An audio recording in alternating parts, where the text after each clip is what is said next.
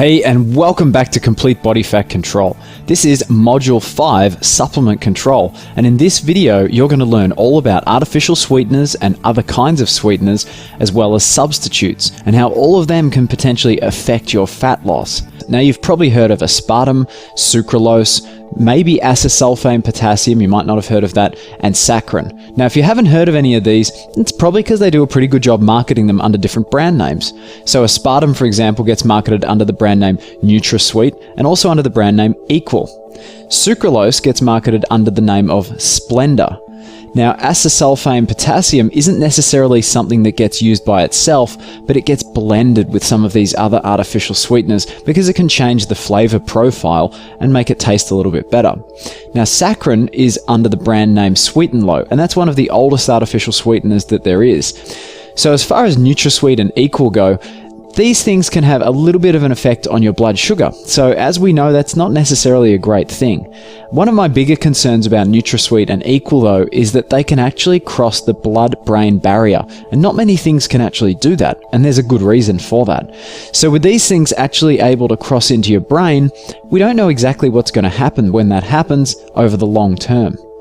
Now, another interesting note about aspartame is that it's 50% comprised of something called phenylalanine. Now, you might have heard of that, you might have seen it written on some labels and that kind of thing, and I want you to understand what it is. Now, it's an amino acid, and that means it's a building block of protein. So it is found naturally in beef, poultry, pork, fish, milk, bananas, and nuts. But if you have too much phenylalanine, we start talking about some things that aren't so good for your health, like ADD, emotional disorders, behavior disorders, maybe some nerve damage at very high doses, but other things like nausea, headaches, heartburn, anxiety, hyperactivity, and feeling jittery as well. So obviously having a lot of that isn't a great thing. Now, the other thing about phenylalanine is that it's actually the kind of substance where it actually can interact with medications and also certain conditions. So if you have any of the following, if you're taking, that is, any of the following medications, or if you suffer from any of these conditions, it's really important to know that you don't want to get too much phenylalanine. So these include MAOIs for depression, antipsychotic drugs, if you have any kind of sleep disorder or anxiety disorder, if you have most kinds of mental health conditions, and if you have Parkinson's. So obviously this warning goes out to everyone, and including everyone you know. So I'd like you to just have a think about that. Maybe there's someone you know that might have a lot of sugar-free chewing gum, for example, in their life, but they might be using some of these medications or have some of these conditions. It's important for them to understand that.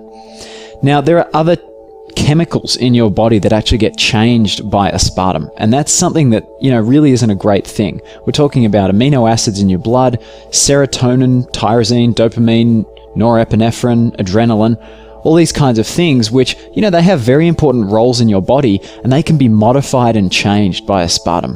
So to me, that's not a really great thing. So I generally steer clear of aspartame because I think it's better just to stick with more natural kinds of sweeteners. Now, last but not least, aspartame has recently been marketed under the brand name AminoSweet. So they're trying to make it sound a little more natural, but I wanted to let you know that that's exactly the same thing as, for example, NutraSweet or Equal. AminoSweet is the same thing as both of them. Now, moving on to sucralose, and as we all know, this is Splenda. Now, Splenda has similar effects in terms of blood sugar impact, and your body really has trouble sensing calories with artificial sweeteners, and that's an important thing to note for all of these. What actually happens is that, you eat something, your tongue and your sense of taste detects that there's food and that it tastes sweet, and it basically gauges how sweet it thinks the food is, and it actually creates kind of like an estimate as to how many calories are probably sitting within that food. Now, when all of that food, that is the sugar that it thinks is in your mouth, doesn't hit your stomach, it gets a little confused, but it adjusts because your body's smart, and it starts reacting to then, sensing that flavor in your mouth and knowing that there isn't so much food energy that's going to actually result in your stomach. Now, as you can imagine, over a longer period of time, your body starts really believing this. So when you start sensing something sweet, it doesn't actually expect a lot of food coming into your stomach like it used to. Now, over a long period of time, this can really make it difficult for you to understand or for you to sense how much food you're eating, which is not a great situation to end up in because it makes it really, really difficult to trust your own hunger. Now, the important thing to know about Splenda, and I'll keep it in a nutshell, is that it's not actually 0 calories. It comes under what we call a labeling threshold. So it's point something something, and that means that they can actually say that it's 0.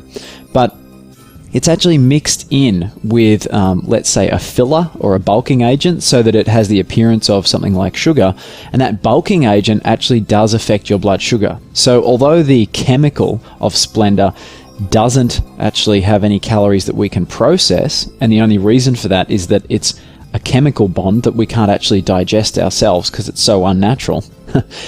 What that means is that the bulking agent that it gets packed with still does have an impact, because it's something like maltodextrin, which means that maltodextrin basically is a kind of starch, and so that comes into your body and it does affect blood sugar levels.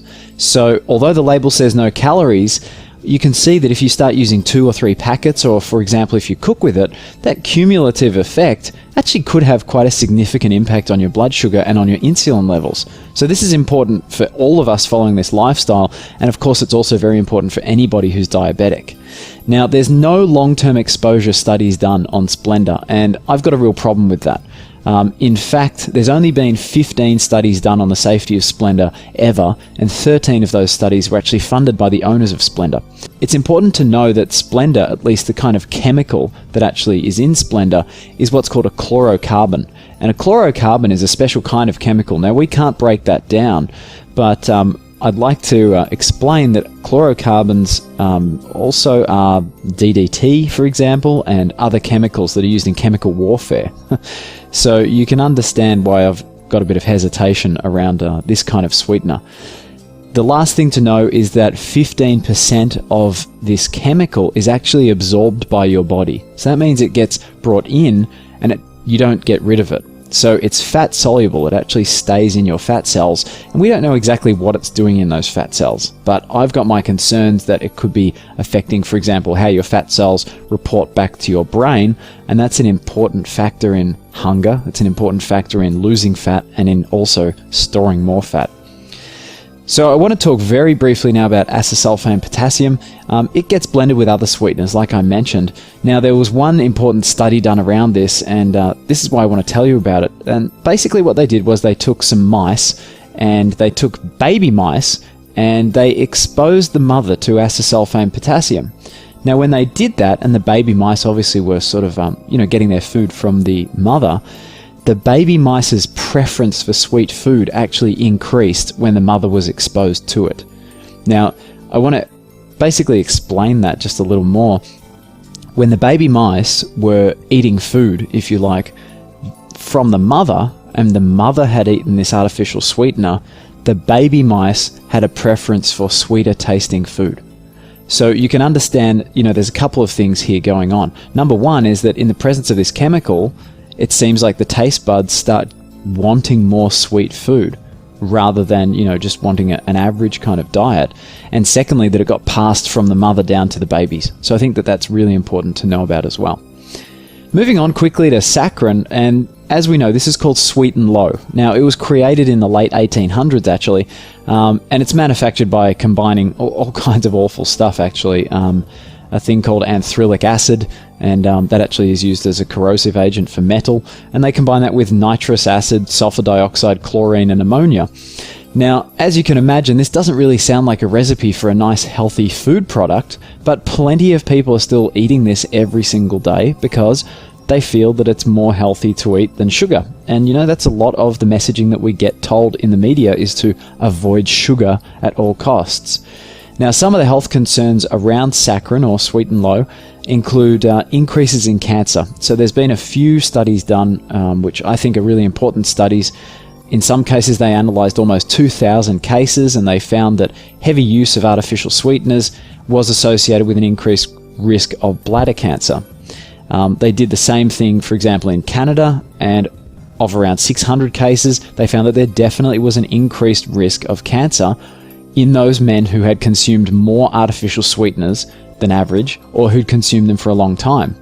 Now, they also looked at English women in another study, and those women who consumed 10 or more tablets of artificial sweeteners every day, or just as a regular routine, they also had a higher risk of cancer.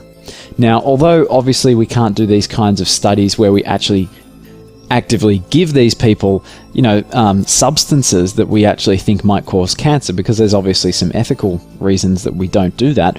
We do tests like that with rats and mice, and those tests have shown that saccharin in particular is a possible carcinogen, which means it kind of promotes cancer growth. Now, the sweet taste that actually kind of hits you does actually tend to stimulate a bit of an insulin response, even if it doesn't change your blood sugar by that much. So that's another important thing to think about with these artificial sweeteners. Because they're not natural, they can still trigger some of our body's processes that would be triggered with the natural substances. So even if you've got, for example, an artificial sweetener manufacturer telling you this has no impact on blood sugar, what maybe they're not telling you is that, hey, your body still releases insulin because it's detected something sweet in your mouth. So it's important to think about these sweeteners and the fact that, they really do interrupt body's natural processes. And the body is a very well-balanced system. It's been created to be healthy. It's been created to self-heal, for example. And these kinds of things, artificial things coming in and interrupting these natural processes, what I think happens in the longer term is it actually makes it more difficult for your body to do that, rather than helping you lose weight or anything like that, for example.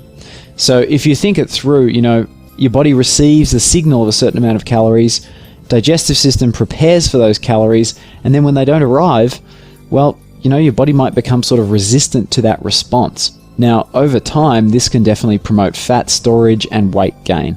So to summarize artificial sweeteners in general, I personally think it's best to stay well clear of them and try your best to avoid the kinds of foods that have them, as one of the key ingredients.